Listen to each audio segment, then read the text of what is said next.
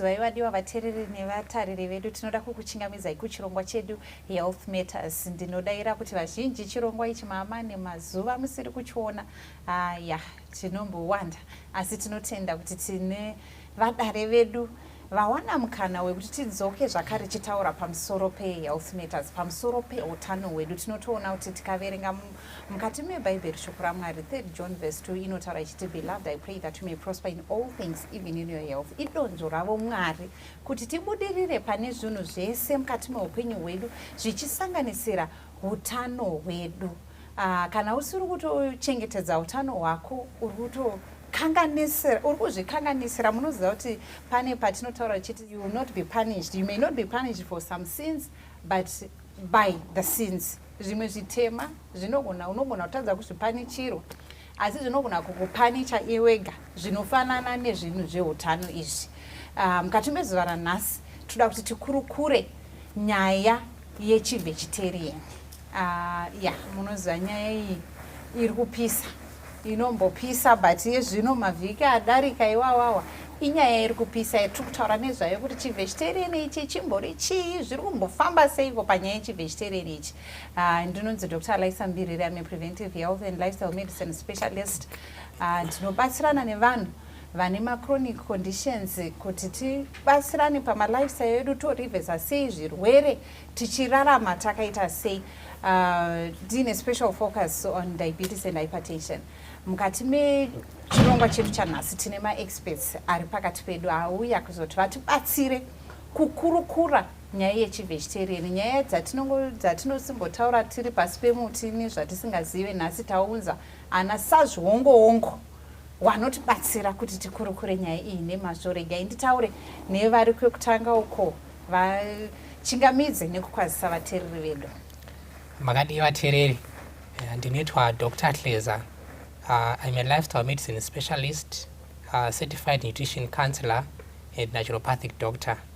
I'm so much interested in diet issues, especially when it comes to vegetarian diets, and helping people on how best to implement these diets as far as the benefits, avoiding pitfalls, and how, from a family point of view, to implement this so that everyone has got a place where they can feel comfortable as far as this diet is concerned. Thank you very much, Dr. Hleza. Matongo kuti CV yao yakarema kubva nutrition counselor, naturopathy, zvese zviri ipapo. Yes, regai tiende pane vanoteera vacho. Okay, I would like to welcome you all viewers to our program. I'm Dr. Matanda. I'm a specialist physician with a degree in Masters in Medicine, Internal Medicine. I also a trained medical missionary worker with 12 years experience in as a medical missionary worker, and I've been a medical doctor since 2008, and a specialist recently graduated with my masters. Tinoda kuti nemakorokota ne-recent graduation iyi zvinhu zvinofadza kana vanhu vachidzika manzwa akakunzi ndeve internal medicine. Avazi vemedicine yepasi pemuti yamunongoudzana zvekuseri uko. Tinoda kukutendai nekuwana mukana wekuuya pachirongwa chedu. Makadi vateereri, zita ndinoitwa Carlson Mpupuni. By profession, I'm a food scientist. So after graduating, ne-degree ndakazoenda further into production and also making sure that zvinhu zvatinogadzira, especially my plant-based diet, plant-based foods, anenge are free from chemicals and other things.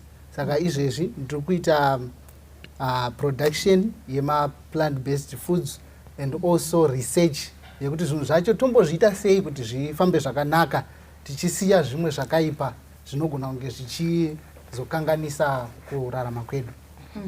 Yes, tinoda kukutenda. Yes, matondirangaridza kuti ya first degree yangu i-food science, ndakazoita zvenutrition, ndikazoita public health, kasi ndakatoita I think food science kana ichishandiswa muzvakanaka, vanhu vachishandisa kuresearcha kuti togadzira zvikafu zvakaita sei zvinobatsira vanhu. Because ndinowanzotaura ndichitoti macourses andinoticha kuma-students ekuma-university ndinechoti imi muri ma-food scientist mune simba rengogadzira zvese zvinokanganisa utano hwevanhu, but usava benzi rekuti uri kugadzira zvinhu zvinonokanganisa utano hwemunhu nenyaya yekuda mari. I think ndo patakanganisirwa nema-food scientist ipa, because munhu anodira sugar yaari kuziva kuti inokanganisa, munhu anodira machemical, but munhu achitsvaga mari. Asi tinotenda Mwari nevanhu vakaita semi vanoresearcha kuona kuti zvinhu zvatingagadzire zvinobatsira utano hwevanhu tichishandisa zvakare zvinhu zviri plant based. Ngatiendei panyaya yedu yatiri kuda kukurukura pamusoro pechivegetarian. Kana chiti vegetarian tiri kumboti kudii? I think in simple terms, patiri kutaura nyaya ye-vegetarian diet, tiri kutaura a diet that is free from meat and its products. That is very simple. Ngoti munhu ari kuita zvechi-vegetarian haasi kudya zvinhu zvakaita senyama nema-products anobva anogadzirwa nenyama dzacho. Okay. Yes. Munhu haasi kudya zvinenyama, saka anenge achidyei? Right, saka I think kana takuzoendera mberi munhu uyu anenge akudya zvinhu zvinobva kuma-plants ne-vegetation yedu. Saka izvozvo zvinogona kusanganisira ma-seeds nezvaanoburitsa, zvosanganisira ma-vegetables edu aya atatichambotaura, ndo kunozopindawo zvema-fruits. Saka muchaona kuti in life in general, munhu wese anotodya vegetarian. Whether unodya nyama kana kuti haudyi, but zviri natural kuti paunotogadzira ma-meals ako wiki rese pane paunotombomeka sure kuti vegetarian iripo. Vamwe havo vanozowedzera nyama kuti zviwande, vamwe vorega kuti aiwa isu izvo kuti akumbomira. saka I think ndo mamiriro azvakaita. Okay, yes, Dr. Matanda. Okay, so I want to agree nezvaataura kuti vegetarianism tiri kubvisa ma-animal products and then tabvisa ma-animal products munhu akusara aine zvinobva pazvirimwa, right? What we call plant-based. And it also comes in different shapes and sizes. I'm sure we're going to get into those as we continue with this discussion. Kuti vegetarianism yacho inotouyawo yakapfeka mabhachi akawanda, but the baseline is we are doing away with animal products, we are sticking to plants. Yes, Dr. Tleza. Yeah, a vegetarian diet is predominantly composed of plant products or foods that are produced or prepared from plants. Then there are some other forms of vegetarianism, as has been indicated, which could include certain other foods that are not plant-based. But primarily we are saying kuti kana chiri ndiro zvinenge zvakanyanyowanda imomo zviri kubva kuzvirimwa nezvinowanikwa mumasango zvinokwanisa kudyika. Ndizvozvo. Tingati vegetarian yakanyatsotanga sei? Chivegetarian kana muchingatrace. Okay, maybe I can attempt to take that. Okay, so you realize kuti from a biblical point of view, chivegetarian chakatanga from Genesis. So Mwari achipedza kusika munhu akaona kuti munhu wandasika uyu achada chikafu. It's not us who invented eating. It was God who invented eating.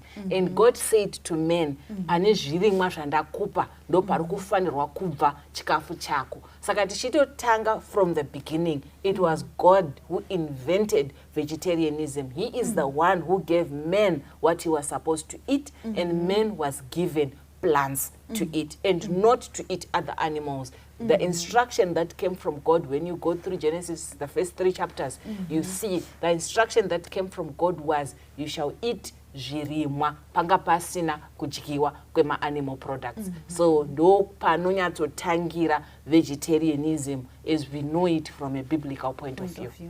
Ndizvozvo ndada kuti tingoenda ipapo tibatsirane kuziva kuti zvinhu zvatazotanga isusu nekuda kweknowledge yedu mazivano here kana kuti chii, but zvinhu zvakatotangwa Mwari vachitoti pana Genesis 1:29 pai kuti ndiri kukupai zvese izvi zvirimwa, handiti ka every seed bearing, handiti chese chirimwa chakadai ndo chichava chamuchadya. Saka Mwari vachitotanga from the onset original diet yanga iri yezvirimwa zvinobva muvhu. Ngatichitarisei kuti pamatype echivegetarian aya akamira sei. Kune mhando dzakaita sei dzechivegetarianism ichi?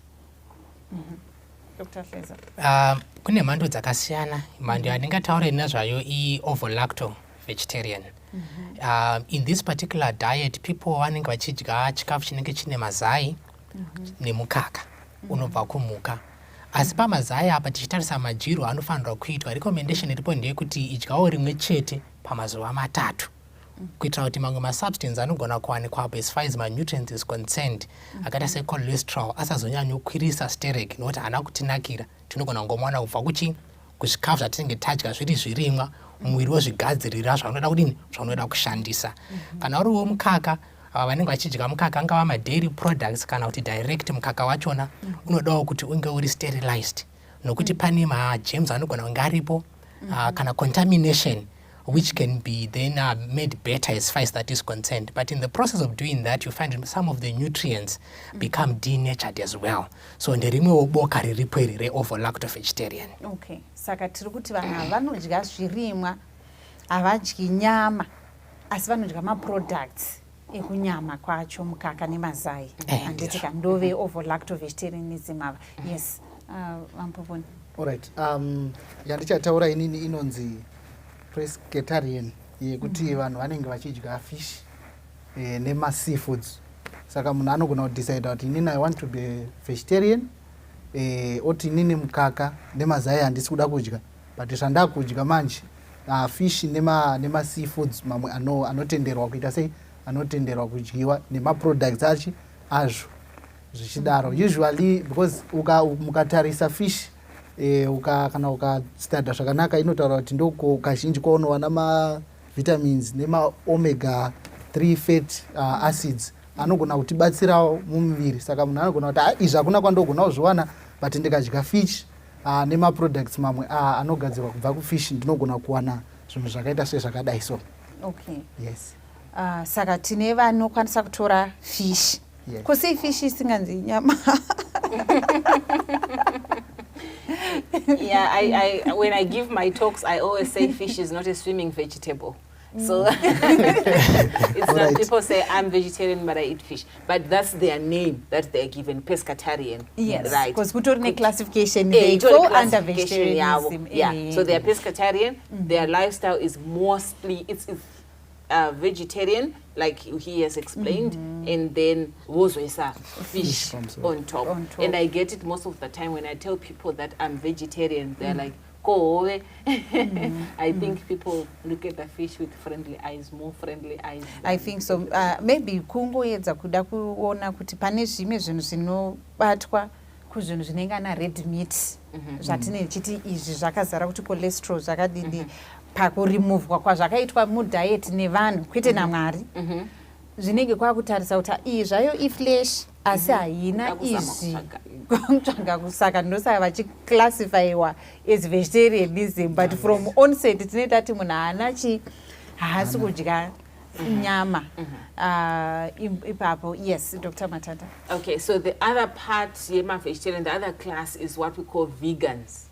Now, these ones, they don't want any animal product at all. No eggs, no dairy, no fish, no animal products, and some go to the extent of even not using honey, and some don't even use products that come, even though they're not food products, but products that come from animals like belts, like handbags. They don't shoes. They don't wear leather shoes. They don't use leather belts. They are vegans. They are completely only on plants. And on this group, I usually want to prefer using the term plant-based lifestyle, right? Whole foods, plant-based diet. Why I prefer using that is there are unhealthy things that can be vegan. So when we are looking at being vegan, you are eating plants, yes, but there are things like soft drinks, they're vegan. You see, French fries, they're vegan. Alcohol is vegan. Cigarettes are vegan. Yeah, cigarettes are vegan. Alcohol is vegan. Exactly. So even though I have, so that's why I have reservations in using the name vegan, because what we are trying to advocate for is a whole foods plant-based diet that's more self-explanatory. But coming to just explain what a vegan is someone who sustains only on plants. They don't touch any animal product, whether it be a food animal product or even a non-food animal product. Yes, maita basa mazvitsanangura zvakanaka ipapa. Pandoda kuti ndinoita follow-up question yekuti pamadiets atataura iwawawa tikangoburisa ma-advantage and disadvantage of each of these, kuti tikati munhu ari matombobatsa kuti munhu anogona kunge ari vegan because munhu akagarira ma-french fries ake ne-soft drink yake hana nyama yaadya apa, but ndo zvaari kudya Monday to Friday, ndo lunch yake yekubasa, but zvinhu zvinogona kunge zvitomba utano, zvichitokanganisa utano hwake. Saka ndibatsirei kuti tingotambanudza mbijana pamadiets aya, ma-advantage and disadvantage atinokwanisa ngoburitsa kuti tikatarisa overlacto. Kune munhu anogona kudya mazai, at least mambotitaurira kuti dya hako mazai pafrequency. Kune anodya zai every day, agoisirwa mazai 3 every breakfast yake, ari kuzoisa omelette yake ine mazai 3 ine chinyi yakafraiwa. Agoti futi mukaka wacho ari kudya mazi cheese. Ngatibatei kuti ma-advantage ne-disadvantage of this type of vegetarianism, because tinavo vanhu vari kupractice zvinezvi. Tiri pa-overlacto vegetarian ipapo tinoona kuti zvakatinakira, even when we approach any diet, tinge tine temperance. Temperance inongoreva kuti idya zvine mwero. Nengari yekuti tatobva pa-original plan yaMwari yanga iripo, yekuti tiri kuti grains, fruits, nuts and vegetables akutoreva kutoti pachazoita mamwe machallenges that can arise. So now that we are in that particular category, panotodiwa futi temperance, even though in the first category the wholesome total plant-based diet as we find it in the book of Genesis, before we get to the flood, you will find kuti munhu anodya mukaka zvakanyanyisa, apart from kuti iye achawana ingava lactose, anogona kuwana casein, which is a protein that comes from milk. Proteins iwawo anogona kukonzeresa challenges in the system. Zvafanana ne the lactose, the sugar that is found in there, and even cholesterol iyoyo pachezvayo inotokonzeresa kuti cholesterol inge yakakwira, munoratidza challenges akafanana nokuti anogona kuita coronary heart challenges. Saka zvinhu izvi zvikanyanyowandisa, benefits achona anoitwa outweigh zvaunogona lactose intolerance, akushaya kuti saka what can I do. Taenda futi pamazai, you find kuti mazuvano tikaenda kumusha zviya, tichitarisa huku dzechibhoyi dzekumusha dziya dzinokura asiri mabhosha mazuva anaya, makandiro adzinoita mazai nereti yemadyirwo adzo akatosiyana nemakommercial ari kutengeswa mazino masupermarkets aya. So you find that ultimately one may have the benefits of getting the protein, the lactose and the sugar from the milk, even B12 as far as that is concerned, but tikatarisa ma negative effects achona over a long period of time akati kurei. So ndo challenges anogona kusangana neve over lacto vegetarian group irorero. Saka zvinoda kuti munhu angwarire asati asvikapo kuti no, these are some of the pitfalls that I may face on the way. So what can I do to overcome them, and also look for something better than just that. This also, yes. Dr. Matanda, kana takatarisa vegan diet, pane iri pekuti panogona kuzonzi disadvantage chichi kana nema advantage ayo. Okay, so when we are looking at the vegan diet, the whole foods plant-based diet, as I like to call it, because we are not saying just be vegan, we are saying eat food as natural as it is. I usually say there must be very few steps from the farm to the plate. Very few steps. Kapasanyanya kuwanikwa maoko evanhu kubva pa farm kusvika chikafu chapinda plate. So whole foods plant-based diet munhu ari kurarama nema plants chete.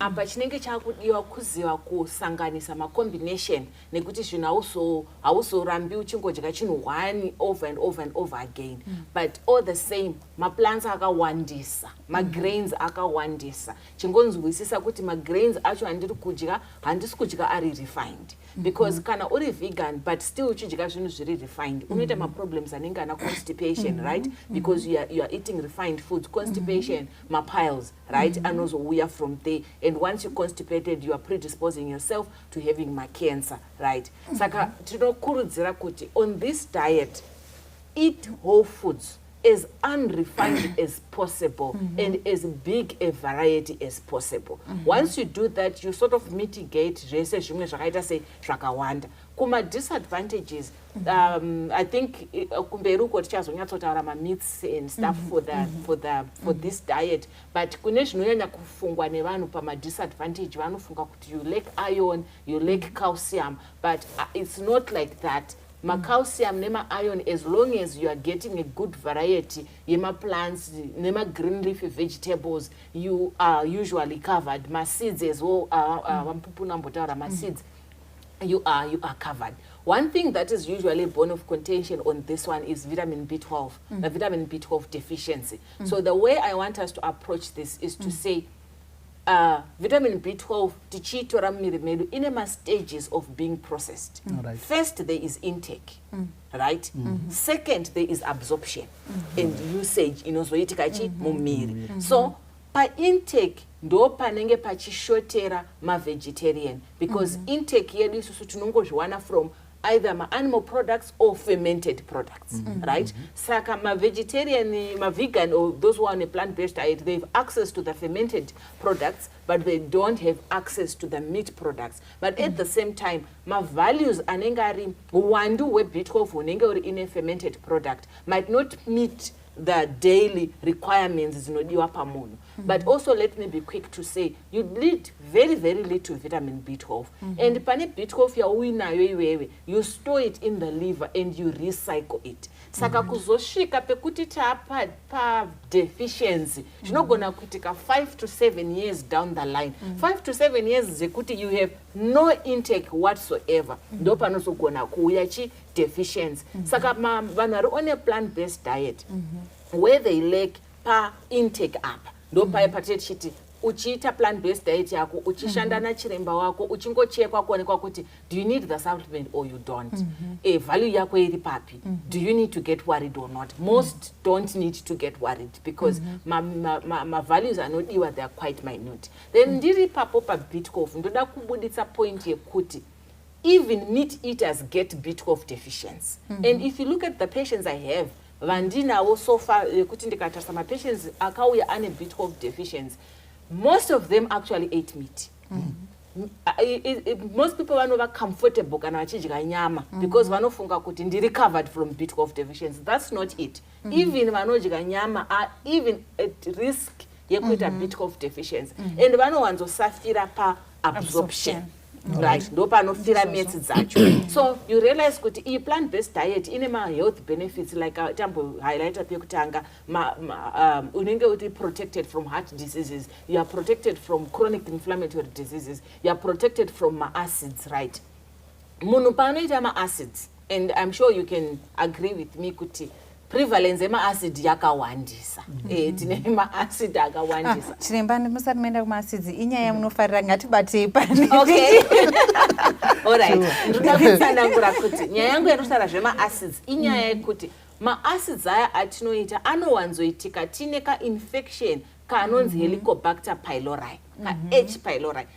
Ikako kanu kanokonzeresa ma acids aya kanobloka absorption ye B12. That's right. So this is why I'm talking about it this way. And ndiko kune risk yevanhu vanodya vanhu vanodya nyama. They have the acids, they have the H. pylori, they then develop absorption yavo ye B12 becomes poor, right? And then kune vamwe vane ma autoimmune conditions, vatori ma conditions ekuti system yake yagara inoataka ma cells anofanira kuabsorba B12 yacho. Saka anenge atori nechi B12 deficiency, whether anodya nyama or haadyi nyama, they will still get B12 deficiency because they're not able to utilize whatever they have taken in. So my take home message is, if you are a vegan, if you are on a plant-based diet, just be careful to get your levels monitored. No need to panic. Get your levels monitored. You don't monitor them every week like, hey, Sakamariema test and do you want to copy? No. You do it once in a year. Once in a year, just get your B12 levels monitored and see, do you need to panic or not? And your doctor can tell you how to proceed. But my point is, those who eat meat, don't be comfortable. Get your B12 checked as well. That's what I want to emphasize. Because I think by issue absorption, vazhinji tino overlook. Issue to B12 absorption challenge, itori prevalent. Zvakanyanya kudarika issues the intake dzatinongotaura zvekudaro. So I think we need to be careful, Tese, and deficiency inokwanisa kuzobuda after 20 years. It's from 4 years to 20 years. Kana wanga uchingotora zvinhu zvako zvakanaka with enough varieties, deficiency yaizombobude. Maybe ndingada kungowedzera pakuti kune munhu because kune vegans vanopanika about B12 zvakanyanya zvekuti they overdose themselves with supplements, with B12 supplements, which becomes another challenge. Yes. Saka izvo zvekuti wakunyanyopanika kuti iwo wagara usati watombopinda mudeficiency wakuzviwedzera wakutora masupplements zvakanyanya zvakadaro wakutoenda kuma-disadvantage. So we should not panic, sezvataura chiremba, tikangogona kunge tichichekwa malevels edu zvakangonaka. And I think chikafu ichocho muvharaiti macho tinokwanisa kubalansa zvinhu izvi zvakanaka. And mostly like munoziva kuti nyika yedu ino yeZimbabwe pane such instrument ye fortification of cereals.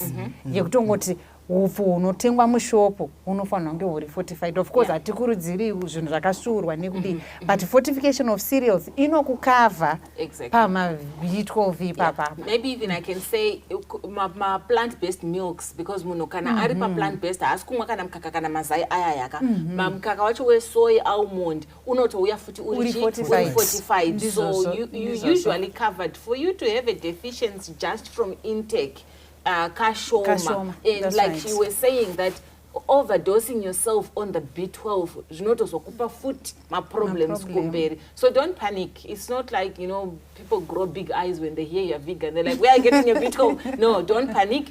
Just be calm. And also just get checked. Once is fine. Your doctor will tell you ukuthi unozodzoka futi after a year, after 2 years or whatever to check you. And like you're saying, kuti kuzoshika, but deficiency is not something that happens overnight. And you being deficient, hatikupe solution yekuti go and eat meat, because vanotodya nyama vacho vari kutoitawo B12 deficiency. If eating meat was the solution to B12, then those who eat meat are not supposed to have B12 deficiency. So kana ukatouya with a B12 deficiency, we want to find out where is the problem, and tinokupa treatment for the B12 that you are lacking, if you are lacking it. And going back to eating meat is not the solution. That's right. Yes. Ngati. All right. Saka indiri kuona kuti someone panochuza kuti ndakuda kuita vegetarian, whether achaita yekuti ari kudya nyama, ari kudya fish, kana kuti achazolava lacto nemazai zvichiita zvakadaro,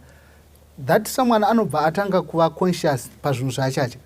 Saka even magrains ayaya autotarisa kuti handisi kuda zvinhu zviri refined. Why? Because mukanotarisa munhu ari kudya magrains ari whole, munhu iye ari kuwana, kana tava kufood science tomati mapolysaccharides. Mapolysaccharides hakurumidzi breakwa down kuinda kumasugars ayaya. Saka vanhu ava control yeshuga mublood mavo inenge itori right. Saka munhu kana akuziva kuti ndikadya zvakadai so, which means this is an advantage kwaari, because akuziva kuti ndikadya zvinhu zvisina kusvugwa, ndikadya whole grains angu, inini blood sugar yangu inogara iri right. And also panyaya dzecholesterol, ndoda kuti munyanyoti basi tichiri paquestion yeku yanga iri follow up yema-disadvantage and advantage. Ari kudya fish uya tibatsirei kuti ane ma-advantage api nema-disadvantage api.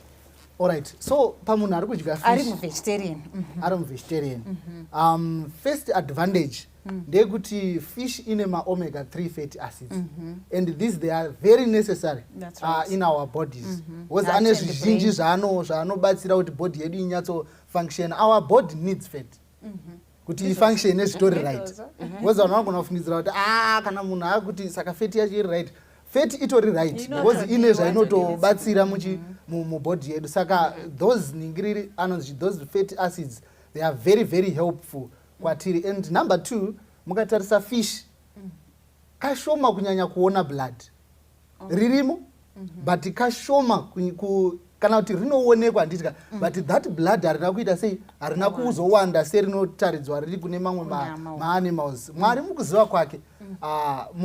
Mukaverenga regai ndingoiverenga Leviticus chapter 3 verse 17 inoti iyo, it shall be a perpetual statute for your generation through all your dwellings, that ye eat neither fat nor blood.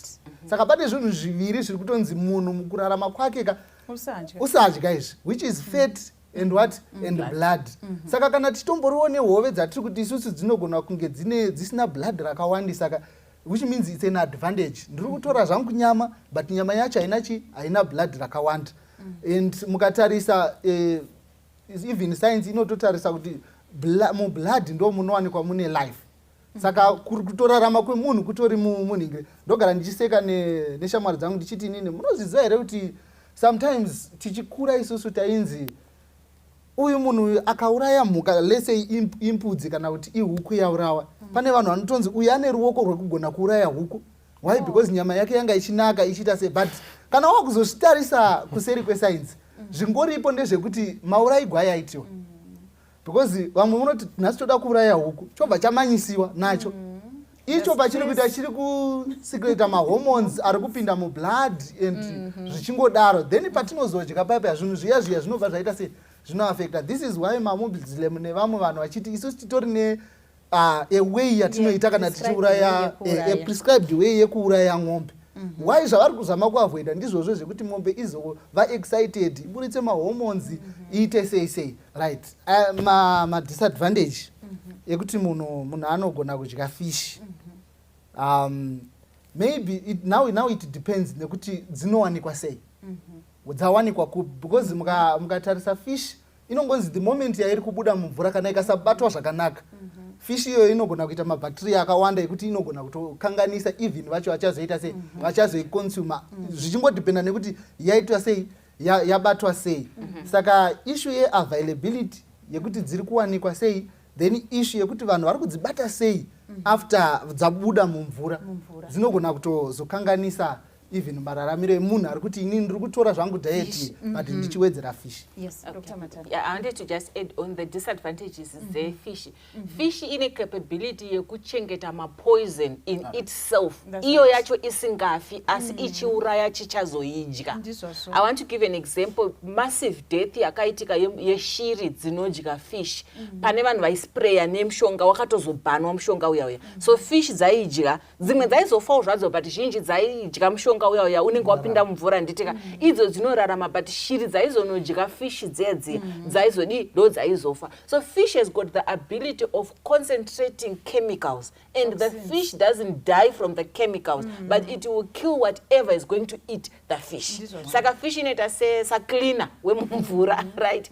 So even mercury levels anenge ari mufish anenge ari very high. They are not, some of them are not safe for consumption yevanhu. Then kana tichinge tazonyatsodzika pa plant based diet tinenge takutarisa types of amino acid chains ari mu fish ne ari mumaplants zvakatosiyana. Hazvinei kuti fish yako yawarera wega kumba kwako yausina kupa chemicals but the amino acid chain yemufish yakatofanana neyemuchi idzemufish dzingori fish.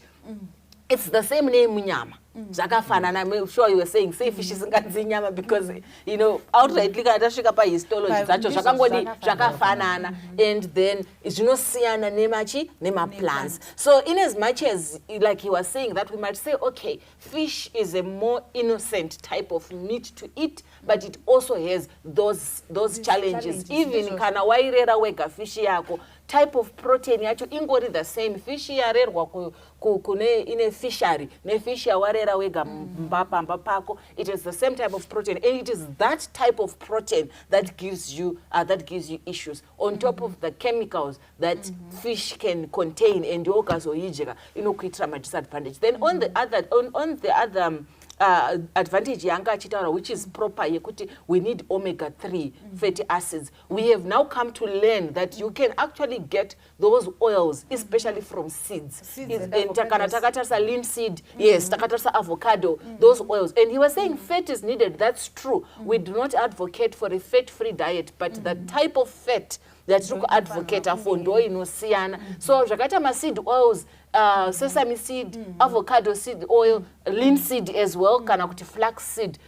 It has been shown that it comes nema omega-3s and 9s aya and 6 as well are in a good balanced my levels are actually balanced. So we now know that we actually have alternatives so that if you want to choose to move away because of these disadvantages that we have said, if you want to choose to move away, you still have the advantages the fish without the with seeds and stuff, without the dangers zekudya fish yacho as it is. Saka ipapa ukatoona kuti kozi pamamurotsanangura kuti kune munhu deep sea fish ine ma-challenge heavy metals iwawa ma-mercury iwawa ekutoti unochitonze pregnant woman usatore deep sea fish. Wozoti munhu ari kuti tiri kuita fish farming kumba kwedu. Fish farming why frequency of changing their water and chiche zvinobva zvatokupinzai futi mune vamwe matambudziko kozi unogona kuti tatiza ma-heavy metals euku taapane pamba pedu. But kana musiri zvekuti muri kunyatsogadzirisa kozi iri kugara fish dziya dziri kugara mvura yakasviba, you know vanhu nemapractice avo ekutsvaga mari kuzonyatsofollowa through these things zvinogona kutinetsa. Saka apa yes, at least takwanisa kuti tingobata nado tingobata kuti ma-diets edu aya ma-advantage. Maybe just one thing that I can quickly add which is very common is the issue of gout. seafood, the fishes and everything else is high on top. Kana tichigreda nyama, kuti nyama dzinokonzeresa gout, kana tichidzigreda, seafood is on top. So just because it's something common, chatino-relata nacho. So gout and seafood, good friends. This also. Yes, Dr. Hleza. Yeah. When it comes to fish, essential fatty acids. But when we look at a broader spectrum of variety of foods that are available as far as plants are concerned, there's a plant called purslane, and that plant is actually widely available as a weed. In the gardens, and people are not aware of that. But that particular plant is rich in essential fatty acids and can just be thrown into the salads. You can even add it to your stews, whatever that you have prepared, and then you get those essential fatty acids. So mwari pavari kutipa zvekudya izvi vanga vakatozvironga zvekuti zvinenge zvakakwana zvakadaro, asi nenga rekuti vanhu vari kuita mano akawanda, you'll find that some of these deficiencies begin to come up. But I just wanted to emphasize, but even from a vegetable point of view, when we look at vegetables, especially purslane, it has got essential fatty acids. That's right. Thank you very much. Ngatiende pakutsanangura kuti diet yedu iyi imbori nemaadvantage akaita sei yevegetarianism ino ndezvipi zvainoita pamunhu. Okay, so I think so. Right. So kana tichitarisa zvirwere zvinenge diabetes, like he was explaining, a whole foods plant-based diet, it reduces your risk of diabetes. And kana wagara utorine diabetes, now they have acknowledged kuti diabetes is actually reversible. It's reversible. This is now a world-known fact. Saka diet inogona kurevesa diabetes, and I can speak from experience, those 12 years experience I've told you about. I have seen so many patients reverse their diabetes from just changing to a whole foods plant-based diet, because like he was saying, hauskwana a simple sugar, urkwana something chiri complex, which your body is going to work on, releasing glucose mbijana into your system. Hauskungoti kungodya glucose yatoshuta sezvinoita kana kuti kadya sadza redu chena riya rakashurwa, you know. So, and like he was saying as well, kuti once munhu adecide kuti ndakuda kuita whole foods plant-based diet, anoita kamwe ka alertness pakuchuza chikafu, haachangodyi zvese. And ka alertness ikakaku kanodiwa kuti usarudze zvinoita sei zvekuti udye. So we see diabetes inodzika, obesity also inotodzikira, and risk yako heart diseases, heart attack, heart failure inoita sei inodzikira futi. Zvese zvandikukudza izvi has been documented on researches. Tinogona kuenda paPubmed, tunoona pane ma-researches akawanda aripo. Tinogona kuenda futi paSpringer, it's a website yatinogona kutsvaga. We see ma-researches iwayo aripo. We can also go on the Harvard University website. They have lots of researches that they have documented. Saka ndipanapa ndingokupai summary because hatina time yekubudisa mapapers acho to this paper and that paper. So this whole foods plant-based diet has also been shown to reduce my allergy as well, especially takatasana ne dairy products ne fish. Dairy products and fish zvinosakurira ma-allergies, stereki akawandisa. So munhu paanozvibvisa izvi ma-allergies anoita sei anodzika. Then toya kuma-types of cancer, kune ma-cancer akawanda, and I know kana zvichitaura nezve-cancer, most people vanofunga kuti red meat ndo yakashata. Red meat yakangozoshata because ndo yakabuditswa kunzi inokonzeresa colon cancer.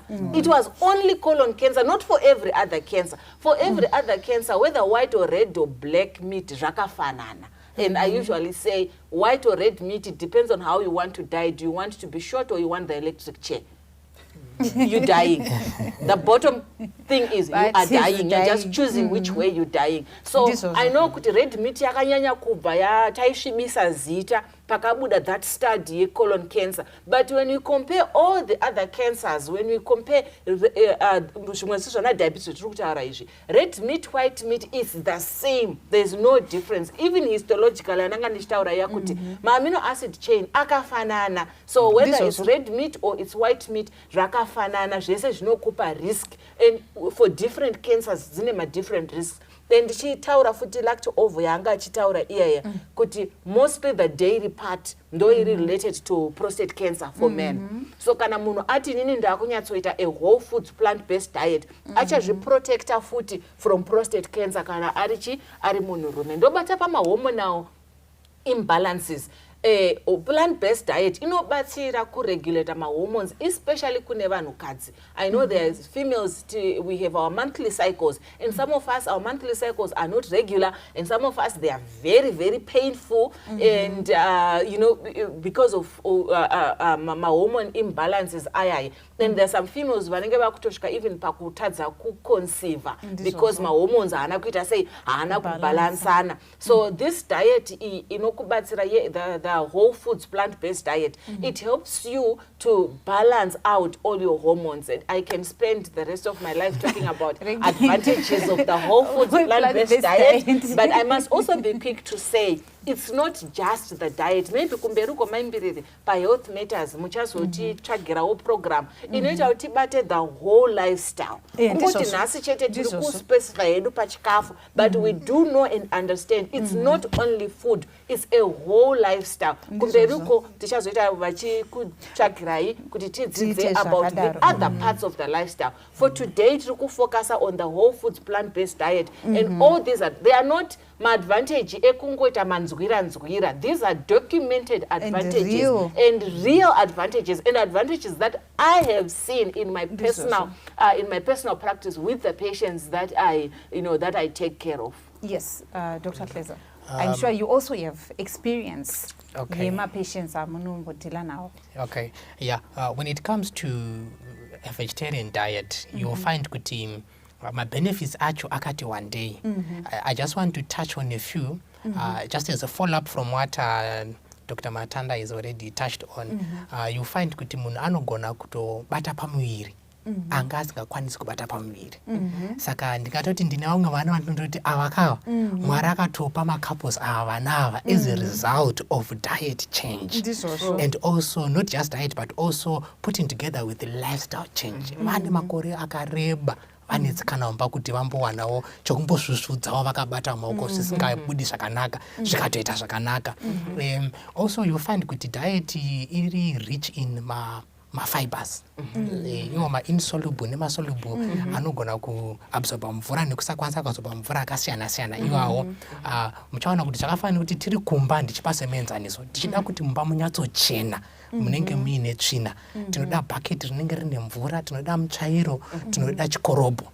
Saka muchaona kuti zvinhu izvi kaizvi zvinobatsira elimination of my byproducts ekugayiwa kwechikafu mumuviri zvatinenge tadya zviya.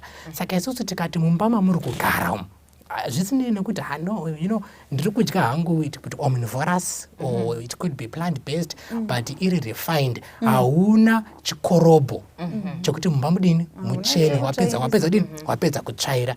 Saka one might end up having autotoxicity kutaridza kuti muviri wakutadza kudini kuburitsa tsvina dziri mumuviri dzati anova ma-waste products.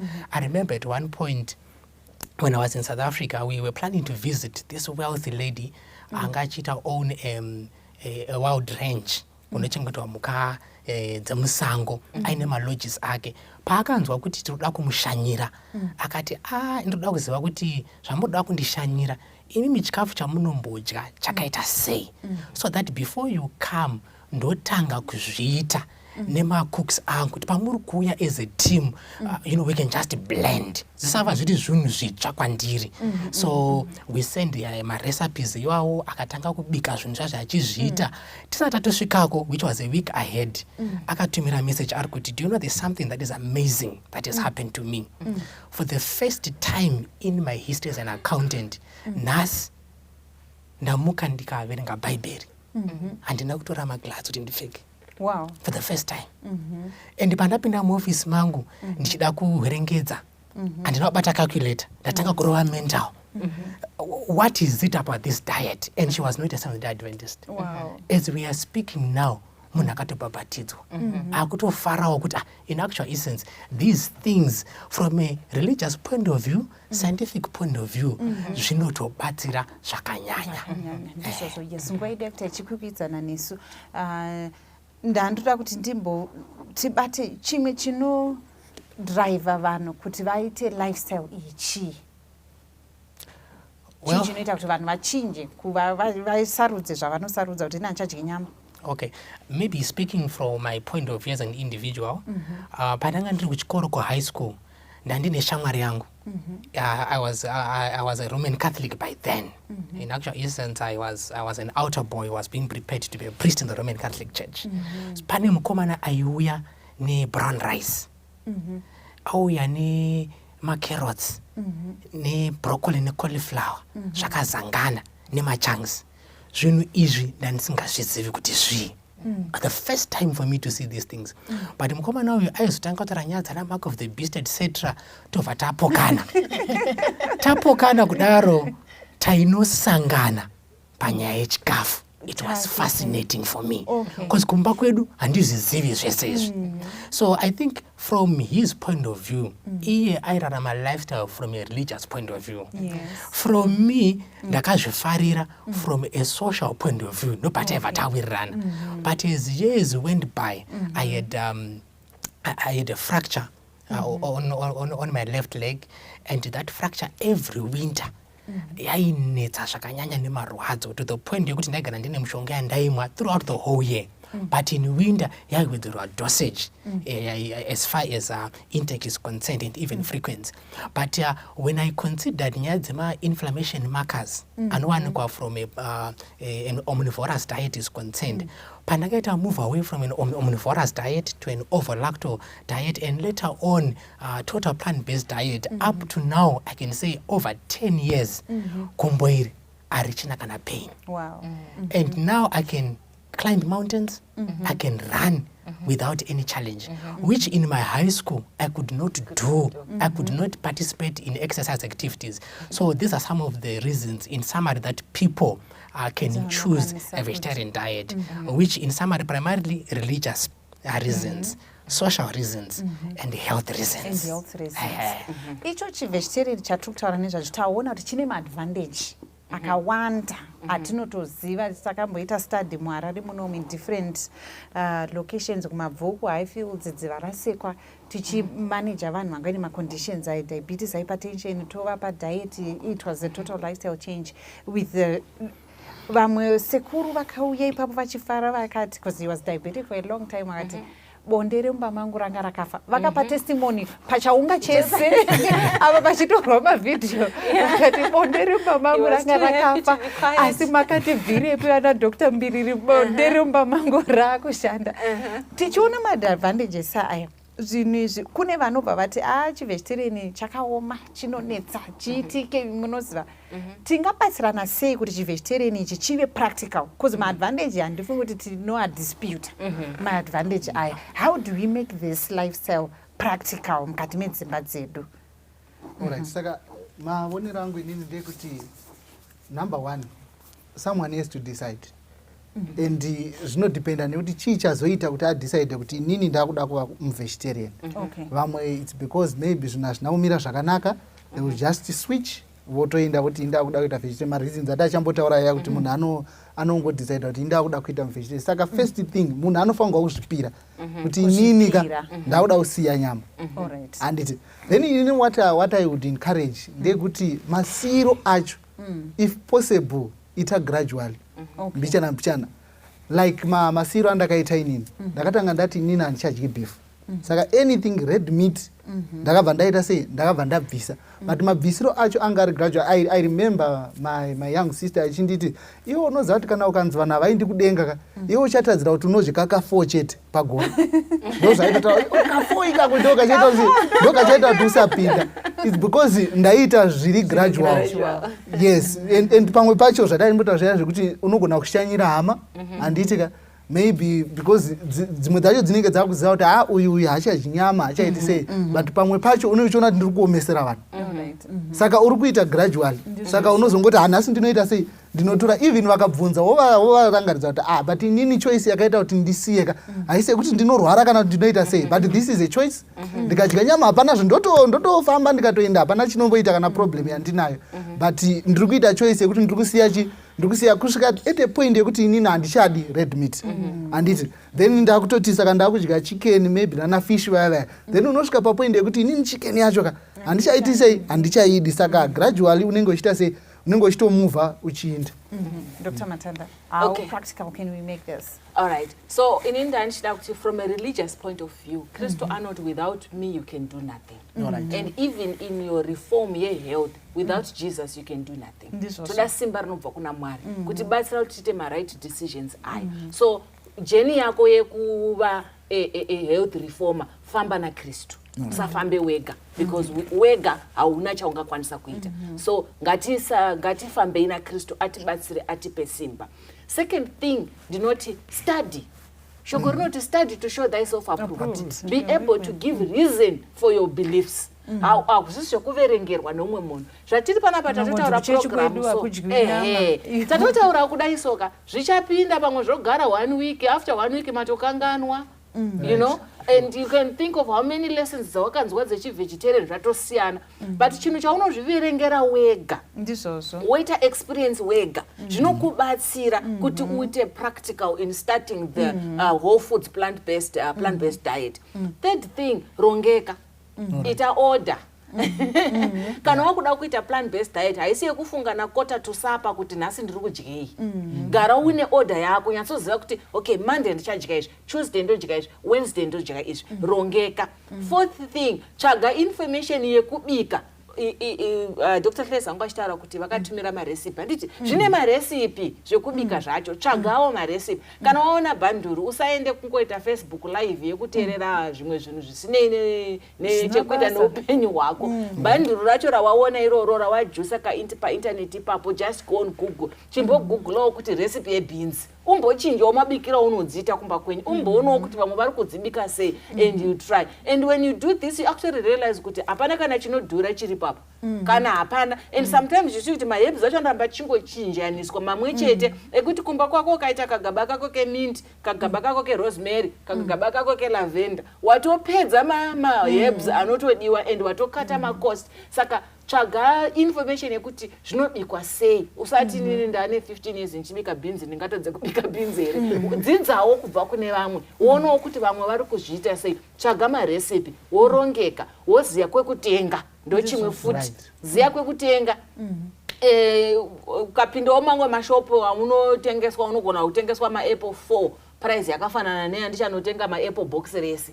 Saka ziyawo kwekutenga zvinoenderana nehomwe yako. Handiti kana mari yacho inawo, well, fine and good, endawo unotenga kwemaapple anoiswa pasikero. Asi ziyawo kwekutenga zvinokubatsira. And kana wakunotenga, enda nelist. Usasvika utanga kukwenya musoro wapinda meme, saka wanhonga ichi. Unozosvika kumba uine ma-ingredients asingakombainike for a meal. Ukaona kuti asi mari washandisa, asi zvawauya nazvo zvacho hazvibikiki, hazvikombainiki. Enda nelist yako unenge wagara wakatoziya kuti recipe book ine pane recipe ine ma-ingredients aya. Paunoenda kushopping, tenga zvinhu zvaunoziya kuti uchada kuuya uchizoshandisa zvinokombainika. So I guess zvino zvakareba, but matauriro andiri kuita ndeyekuti read, study, famba na Kristu, rongeka, iva nemarecipe ako, tsvagawo mamwe marecipe, iva neorder, munhu ngaarongeke, order yakakosha. Even Mwari kudenga anga aine order, perfect order. Zvinhu zvese ukatarisa creation week yakafamba with order. God was achieving what he needed to achieve on each and every day. Isusu tirana wa Mwari ngativewo neorder. Let's take a leaf from our Father and let's have order in our kitchens. That's right. I think mataura zvakanaka chaizvo kuti vanhu kurongeka. Ini pandora kuemphasize pekuti kuverenga on the lifestyle. Yeah. Right. On this lifestyle yokusadya nyama, because vazhinji akangotendeuka pakusadya nyama, but kuti anyatsoziva, saka they're easily swayed nemhepo dzese dzinenge dzichingotaurika. Akanzwa umwe achiti hazvino hamuna B12 imi, on the lifestyle, read for yourself and understand, ziva zvinhu izvi, and information yacho yakazara. Yes, Dr. Hleza, tibatsire nguva yedu yakutokwikwidzana nesu. Okay, kuti zvinhu izvi zviendeke zvakanaka, I think maybe just 2 watchwords. Let all things be done decently and in order. Amen. And cooking is no mean science. Oh yes. Saka patiri kuda kuti tizviite apa, ngatinge tiri vanhu vanoziva kuti pane anonzi cooking schools that we can do. Paya panonzi kune cooking school ngatiendei. And that is an investment for a lifetime. Yes. And you begin to learn that there are many substitutes that one can make use of. To make it practical as well, ngatinge tiri vanhu vanofarira kudya pamwe chete, tabika, tikazviita izvi, you find kuti tikazvibika tiri kumba, the cost goes down, other than kunoda kunotenga zvinhu zvitori prepared kudhara zviri packaged. So the more we move away from packaged and ready prepared food items, and we begin to produce these foods in our own homes, the better. Pakupedzisira ndoti nini ngatinge tiri vanhu vasinga vanofarira kuti nhasi tikadya ichi, tombopukira ninge mazuva mairi kana matatu tisina kudya the same thing. So yava variety yakadini yakakura, and by a wide variety we are getting more of the nutrients that we need. Zvinogona kutibatsira practicality yekuzviita kudzimba kana kumabasa, chero kana kutakura lunchbox chayo inenge yabikwa kumba, or that you have prepared 2-3 days ahead of time. Zvinokubatsira to make my choices akanaka, nekuti tichitasa inonzi Adventist African Adventist Health Studies vanotiwa vachiongorora around 19,000 Africans ma-Seventh Day Adventists vakaona kuti 16% chete vemasavada pa 19,000 ava ndo vakanga vari concerned pakuti yanguva yekudya zvinondodyei. The rest vakanga vasina dambudziko nazvo as far as choice when it comes to food. Vaingoti zviripo ndozvatinodya. Saka zvinhu zvakakosha izvozvo zvekuti I think kuinvesta panyaya yekubika, because chinyaya yevegetarianism unoona umwe achibva chinobhowa chikafu chacho hachinaki hachidini, because vanhu hatina kuisa nguva yekuona kuti zvinhu izvi ndinogona kuzvibika nemutoo wakasiyana.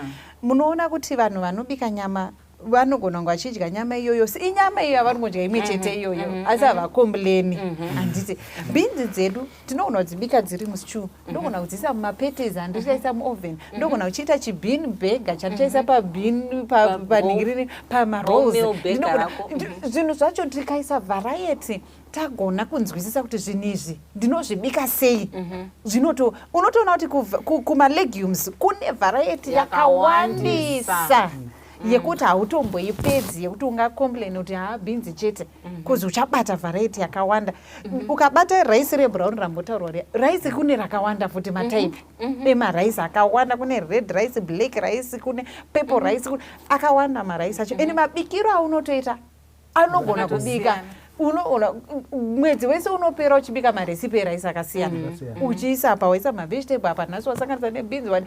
Saka mabikiro edu zvikafu zvedu zvikabuda zvisina kudzokorodzwa, nekuti dzimwe nguva hatisi pfungwa dzedu pazvatinodya, ndo zvinokonzeresa kuti diet yacho iyi ibva yafeira panzira. Maybe mashoko edu ekupedzisira ekuti tatarisa izvi zvataona madhani, tikurudzire vateereri vedu kuti vapinde muchirongwa chakanaka chakadai chekudya zvine utano.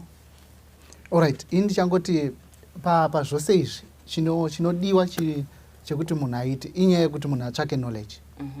Munhu ngaatsvake knowledge kuti vegetarianism yacho zvakambomira sei, especially pasurrounding yandiri zvii zvinombowanikwa. Ngatisaita problem yekuti macashew nuts azoshayikwa azoita sei, but chii chiri kumbowanikwa pauri. Usaita problem yezvimwe zvinhu zviri kure ukoko.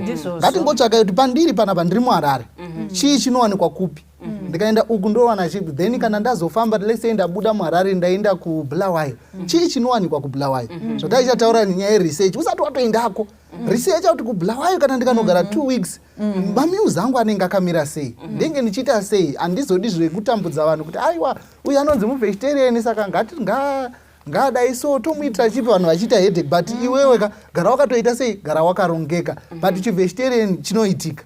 chinoitika haisimbori kana problem. Munhu kana akangofunga kuti atanga akaita maresearches ake zvinotofamba manews akatonaka ende iwe unotonzwa zvichitofamba zvakanaka kuti denda tsvaga imwe recipe futi ndambowedzera. Why? Because zvave mumauri. That's okay. Yes, maita basa. Toda kukurudzira vanhu kuti va-adopt this lifestyle because inovabatsira. Inini as a physician, I always say, as a physician, ndini munhu angadai achimira achiti vedweka idyai nyama kusvikira maguta nayo because inozokuita kuti muite zvirwere zvinoita kuti muzoya kwandiri moni pamari. Nekuti inini I make money when you guys are sick. Ndo basa rangu. Kana mimi mukasarwara ndinobroka, right? So naturally I'm supposed to be here ndichiku-encourage kuti dyai zvese zvamada, but because of the life of Christ that constrains me, I am saying don't be my client. You know, chimbozamawo kuita zvimwe zvinhu zvinokubatsira. Even if you are still going to need me hako, it's fine, but chimboitawo zvinhu zvinogona kuita sei kukubatsira. This whole foods plant-based diet inoitika chaizvo, and macost hatingambotauri zvemacost zvekudhura. Kudhura, like he was saying, unenge uchinyanya kutsvaga zvinhu zvisipo panguva iyoyo. Shandisa zviripo. Usatsvage mango muwinter. Right. Zvinodhura. Ziva kuti winter itime ema-orange nemanachisi idyai izvozvo. Summer inguva yemango nema-watermelon idyai izvozvo zviripo. God gave us seasons for a reason, and he also gave us fruits and vegetables anobuda with different seasons. For a reason futi. Zvine reason. Chinhu chiri museason hachidhuri. Saka ngatidzidzei knowledge yanga ichitaurwa kungo-emphasize. Rambai muchitsvaga, muchiverenga, muchitsvaga marecipe, muchidya zviri in season. Wana zvekuita nezviri around you. Usangokurumidze kutsvaga ma-obstacle. Ma-roses anouya akanaka even though aine ma-thorns. Leave the thorns alone. Pick the roses. And mwari akukomborere akubatsirei as you make a decision to live a healthy life or to reverse the diseases that you already have. Chimwe chandoda ku-emphasize ndechekuti kana wagara uri murwere, do this with the help of a medical practitioner. Because usazongoti ndakanzwa pachirongwa chamaimbiri ndatomubvechere ndatosiya mapiritsi angu ndakasiya chiremba vanga varipo vachitaura kuti unoreversa diabetes nehigh blood. It doesn't work that way.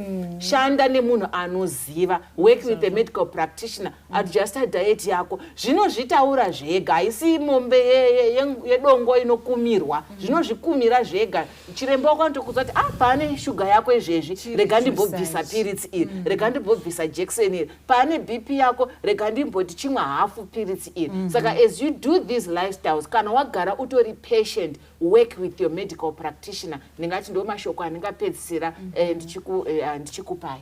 Thank you very much. Yes, Dr. Tleza, iva mataura mashoko enyu kupedzisira mubva matina matira. Okay. Kuvateereri ndoda kukukurudzirai kuti zvakatinakira kunyanya vana chiremba and also people that are in position of leadership. It could be pastors, it could be men in the home. It's nearly impossible or difficult. Take note, nearly impossible and difficult. I didn't say impossible. To rise above a standard that has been set by a leader. Sakasema leaders, if we run with this message, if we practice this diet, it becomes easier and better for those who are under us, who look at us to emulate us to practice it. So ndo kuridziro yangu. Ndabva ipapo ndobva ndati, as far as that is concerned, zvakatinakira sema leaders, and as well as especially vana chiremba and those in leadership position, to come up with support structures. Support structures that, you know what, we know the benefits of vegetarian diet. Over the years, we have seen it as a church. And as a result of that, we are realizing that vegetarians probably are hitting brick walls. They are going in the right direction. So what do we do? It's not a reverse gear that is needed for 20 kilometers. It may be just a reverse gear to do maybe just a side slide 10. So when we have got those support structures, it's not bad. Okay, fine. So we have got physicians that have been trained in lifestyle medicine, physicians that have been trained in nutritional therapy, so that they are aware that when someone is chosen to become a vegetarian, how best can we support them? That's right. As leaders, when someone has chosen this diet, kana aita dambudziko, how do we encourage them? Zvangofana nechimwana chidoko chiri kudzidzira kukambaira, tinomberera maoko ndizvonai. So when someone is chosen to improve their lifestyle as far as diet is concerned, as leaders, as physicians, ngatiwanike tichidini tichivaomberera maoko. Paari kuratidza kuti arida kufamba paya akubata corner retable, what do? We give them an applause. When we learn to do that, we are beginning to see that there's going to be more and more of people embracing this particular diet. Then it becomes better to implement it. That's right. Ngatinamate. Jehovah, tinokutendai nokuti munotida. Makatipa zvinhu izvi zvakatinakira. Asi pakuda kuzviita dzimwe nguva tinokundikana kana taremerwa tipei zivo. Tisadududza asi titi nokuda kwaJesu anondipa simba ndichazvikwanisa.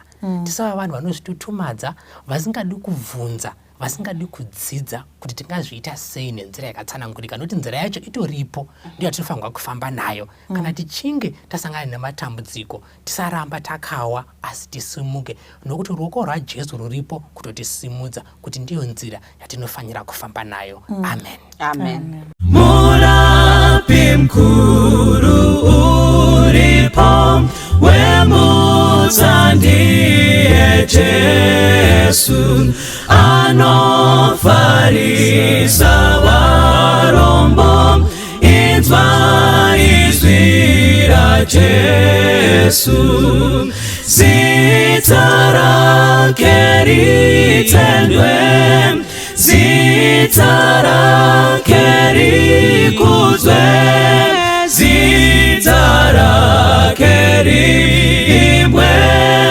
Jesu nde Jesu, zvitadzo zvasunungurwa, inzwa izwi ra Jesu, fambanyi naye kudenga, tigereko na Jesu, zita rake ritendwe, zita rake rikudzwe, zita rake riimbwe, Jesu nde Jesu, mbiri kunyenye ya Mwari, ndinodawira Jesu, ndinodisa zita iri ramuponesi Jesu, zita rake ritendwe, zita rake rikudzwe, zita rake riimbwe, Jesu nde Jesu, zvimwe ndatadza ndinoda kunzwa zita ra Jesu, moyo wangu wanyaradzwa ngezita ra Jesu, zita rake ritendwe, zita rake rikudzwe,